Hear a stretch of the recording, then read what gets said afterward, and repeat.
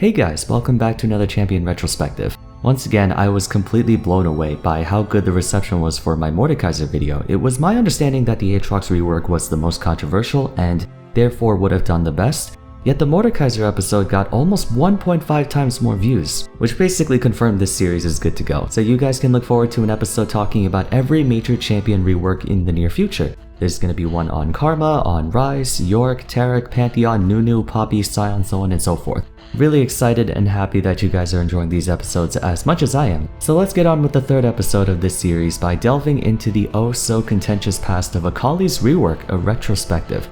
Now, the word rework is used a little too loosely in my personal opinion. The community tends to employ it for any and all changes to a champion's kit, even so much as minor functionality adjustments to nudge them in a certain direction. But there are technically three distinct classifications for how a champion is updated: gameplay, visual, and visual in gameplay, which coincides with full relaunches. As the term implies, gameplay extends beyond number tweaks like buffs or nerfs. It may even go so far as changing an ability, but for the most part, the champion remains exactly the same. Between seasons 5 and 7, there were class-wide gameplay updates performed on dozens of champions, none of which did anything to alter their total image. As an example, Katarina's current kit would be labeled as a gameplay update, even though the majority of her damage was shifted away from her Q and W now instead added to her passive. Her overall look and feel remain the same. There's hardly a difference in how she approaches teamfights outside of the now increased number of opportunities and her elevated skill floor. The same holds true for others like Darius. Before the Juggernaut rework, his Q had 0 cast time but didn't heal him, and his passive wouldn't give him the 5 stacks buff that would instantly apply max bleed on any champion hit. In totality though, he remains unchanged in terms of how you expect him to play. Then there exists full visual gameplay updates, which seek to entirely reimagine the champion, not just in their gameplay but also appearance. Even though there are major changes across the board, some champions stay very loyal to their previous incarnations, such as Pantheon, Fiddlesticks, and Mordekaiser, whose current abilities are reminiscent of their old ones just with a bit more flair or practicality.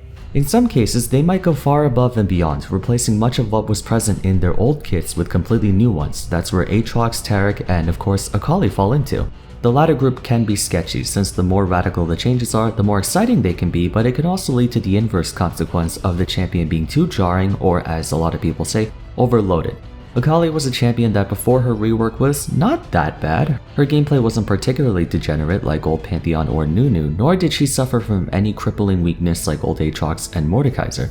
People often akin her to Katarina back in the day, as they were both manaless champions that had two very similar offensive abilities. Mark of the Assassin and Bouncing Blade would both leave a mark on their target and could be consumed to deal bonus magic damage. Crescent Slash and Sinister Steel were both spinning slashes that dealt a bit of damage and had low cooldowns. Her ultimate is what everyone knew her for though. Shadow Dance gave her up to 3 charges with a dash range of 700, and it would reset upon takedowns, meaning in a given teamfight it wasn't rare for her to dash 5, 6, even 7 times, arguably the best stick potential out of any assassin by far.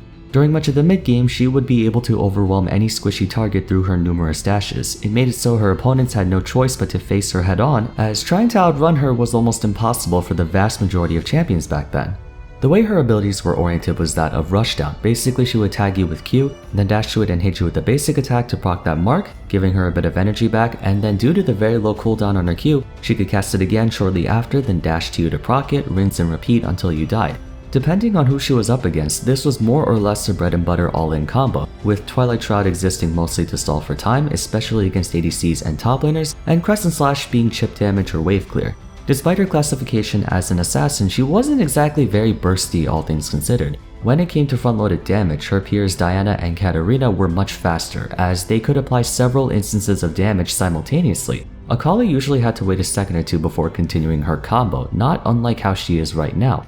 In essence, she was more of a skirmisher than an assassin, despite having the appearance and theme of a ninja, someone who's fast and quick to attack. Comparing her with their fellow energy user Zed, it was clear which one felt more assassin-like. Among other things, this was her biggest problem. She was supposed to be an assassin but felt more like a diver or skirmisher with just very high stick potential. Now that's not to say she didn't deal a lot of damage very quickly back then, because no, she most certainly could. It's just the way she conducted herself was very head-on in approach, not slippery. Most of this was a result of her being a product of Riot's generic cookie-cutter champion designs back in the day. Every tank was sort of the same, every fighter was sort of the same, every skirmisher was sort of the same. If you watched Aatrox's episode, you might remember the part where there were 10 champions who were nothing but auto-attackers with a small gimmick. Assassins and divers used to be like that too. Akali's abilities and playstyle were too similar to a lot of rushdown champions like Diana, Katarina, and Irelia. She had multiple point-and-click dashes, the same as Diana and Irelia. Her Q would mark targets which could be consumed for her benefit, the same as Diana and Katarina. Her E is the same as Katarina's W, and to a lesser extent Diana's passive. She had some weird lifesteal in her passive, the way Irelia did with her W. I'll be touching on this some more when I make Irelia's episode, but take a look at how Akali, Irelia, Katarina, and Diana are now. Each of them have their own uniquely defined playstyle, individual from one another, whereas back then they would play almost invariably the same way. Her identity issue was also exacerbated due to her clunkiness. Her auto attack animation had a longer wind-up than most melee assassins, especially Slayers, and each of her basic abilities had cast times. Slayers are known for having low or sometimes no startup lag on their abilities to make them as fluid as possible, since their greatest asset is their speed. If you think about it, Katarina's preparation is a frame 1 cast, Irelia's flawless duet has no cast time, nor does Zed's Shadow Slash, things like that. Even those with cast times, such as the need to weave in auto attacks between their abilities, gain bonus attack speed or have auto attack resets. Riven's able to chain basic attacks between her Qs because each one resets her attack timer. Sylas gains 125% bonus attack speed to prevent his auto attacks from interrupting his ability sequence. It's not a crippling issue since with 3 dashes your stick potential is more than fine, but it definitely had an impact on Akali's handling. The other underlying concern was that of her playstyle. Everyone complains about how overpowered or broken Akali is right now, but for many of us it's not that she's impossible to deal with so much as she is just annoying. Even before she had all those things removed from her kit and got nerfed a billion times, Akali was always more annoying than unhealthy. Old Akali was extremely unhealthy to play against, probably even more so than the current one. She had up to 3 point-and-click dashes, making her the most all-in assassin in the game, so her performance essentially hinged on whether or not she could legitimately take down her target, because she would have no way to get herself back out. Sound familiar? That's one of the reasons Rengar has been struggling compared to his rival Kha'Zix. Assassins need a way out after they go in because they lack the durability or scrapping power divers have to punch their way out of a fight. Her all-or-nothing playstyle was unhealthy because when the enemy team had no immediate lockdown and Akali was reasonably fed, there was quite literally nothing the backline could do to stop her, because how are they going to run away from someone who can point-and-click dash towards you 3 times? On the other hand, if the enemy team had a lot of anti-engage or lockdown, or if Akali fell behind, she couldn't do anything. All 3 of those points were addressed in a rework. If we're talking about being unique, I dare say they passed with flying colors. Ninjas are all about hitting you with quick attacks then retreating away before you get a chance to counter, and when you're wounded or isolated they can strike with precision and lethality, both of which Akali has no problem doing so. Thanks to her new passive and Q, she can gradually chip away at you while keeping light on her toes, whereas before, she had to awkwardly walk up to you to proc her Q mark and then awkwardly walk away. Even though her basic abilities all still have cast times, there's either a movement speed buff or dash attached to it, which allows her to maintain momentum. The new Twilight Shroud expands over time, giving her much more room to dance around in a fight, unlike before, where she would usually just sit in it to buy time.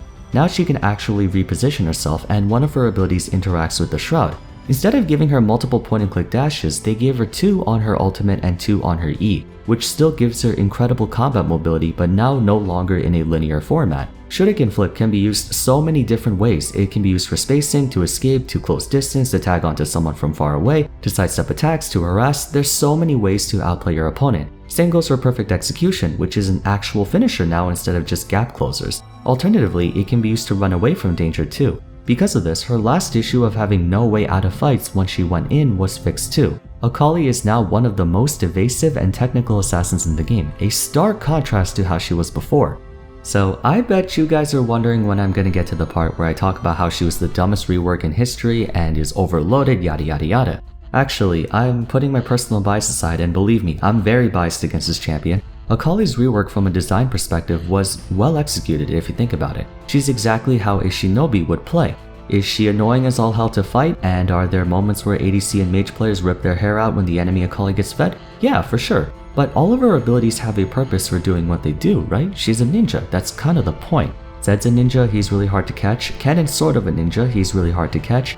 Shen's weird, but you know what I mean. Now, from a gameplay perspective, I think we can unanimously agree on the fact that she was a huge problem, a valuable lesson on the consequences of giving a champion too many options. Yes, old Akali was really unhealthy for a lot of reasons, but she was at least easy to catch. Since her shroud was so small and her dashes were targeted, knowing where she would end up was predictable. New Akali is really hard to catch, especially if you don't have point-and-click abilities or large AoE attacks. In any non-turn-based competitive game, speed and mobility rank among the most valuable stats to have, because with speed, you can avoid attacks. With speed, you have options. You can dash in, quickly deal your damage, and dash out. That's why LeBlanc is one of the most frustrating champions to go up against, because distortion allows her to get in and out very quickly, meaning those without adequate speed to keep up with her will never be able to catch her. Every competitive game has that one hated archetype. In Pokemon, people hate stall teams. In Smash Bros, people hate zoners and campers. In first-person shooters, people hate snipers. In Yu-Gi-Oh, people hate True Dracos or Floodgate cards. In League of Legends, people hate assassins. We hate assassins not because they're stronger than tanks or fighters or mages, but because there's not a clear way to deal with them. Fighters are strong, but they're also linear. Most of them just run straight towards you. Marksmen can do hella damage, but they're easy to beat. It's hard to say the same for assassins because they have so many options due to their mobility. So it does beg the question, is everyone's hatred for Akali exclusive only to her, or is it a byproduct of the community's general dislike for high mobility, high evasion champions? Hear me out on this. Akali's rework is seen by many as another monstrosity created by everyone's favorite designer, Certainly T. But there's something more to it. In my eyes, she represents a shift in the champion design philosophy for League of Legends. After her rework came champions like Sylas, Qiyana, Aphelios, Yona, Samira, champions with very high skill ceilings due to their vast number of possibilities. That's why it felt like her rework, and by extension Irelia, was considered a quote-unquote bad thing by a lot of people. On top of being the first of their kind, their overloaded kits were demonstrative of the changing landscape, paving way for new champions with seemingly endless amounts of mechanics and optimization required. Prior to her, champions were kind of hit or miss. You would have a few regularly popular ones like Jhin and Kai'Sa, but then there would be Ivern, Tahm Kench, and Asol who rank among the lowest played champions of all time. The new champions have gained massive followings overnight, along with future reworks like Nunu, Mordekaiser, Fiddlesticks, Volibear, Dr. Mundo. Champions who were originally never played are now consistently being played. And one thing they have in common, regardless of their class, is the number of options. Dr. Mundo plays exactly the same way as he did before, but with the extra elements added to his kit along with his new passive, I think this was such a clever way of keeping his original identity intact, but removing or at least mitigating his status as a stat checker. It's kind of the same thing I hope they'll do to champions like Tryndamere and Nasus in the foreseeable future. Volibear's the same way. He plays a lot like he used to, just has more options. Even Mordekaiser, who players saw as a step backwards, you can't deny has more options than old Mord. In that way, Akali's rework can be potentially seen as a good thing. While her second debut has caused a lot of balance and design headaches over the years, she may have been an underlying cause for some of the most popular champions today, for better or worse. I used to be one of those players who thought she was the most rage-inducing champion to go up against. In fact, I used her as a prime example of what you shouldn't do when designing a champion. But after reflecting on it a bit, a lot of what they did for her rework made sense. It took a while to fix all the janks and remove the superfluous crap from her kit like the stun and healing and whatnot, but after all that was straightened out, and once again, if I set my bias aside, I couldn't have designed a better ninja assassin even if I tried. Having said all that, I still stand by the notion that they need to rein in their ambition a little bit because now they're taking things too far. I still think Gwen's untarget ability or Akshan's revive passive or Samira having a wind wall is power creep to all hell, but if we suspend the balance side of things and just look at their gameplays, many of them are really freaking well done. I made a video talking about Aphelios and how confusing he is to a lot of players, but he's a very interesting and dynamic champion. Sylas is one of the best designed champions from a thematic perspective, and he also went through a slog of balance changes. This led me to mull over the possibility that maybe Akali's rework was Riot's best. Certainly not the best in terms of execution because, oh boy, was it a messy 3 years, but the idea behind it. Just like how I think Aatrox's rework was a fantastic one despite how much backlash it got, I think maybe Akali's rework had a lot more good in it than we give it credit for. But what do you guys think? I know a majority of League players think Akali is a blemish on the world that needs to be removed, but I urge you to think it over. If we overlook the amount of balance changes and adjustments she had to go through, do you still think she's a badly designed champion? I used to think so too, but after giving it a lot of thought as I was working on this video, maybe we're just being too hard on her just because she's annoying to fight. She always will be annoying, but I'd say she's earned my respect, albeit begrudgingly.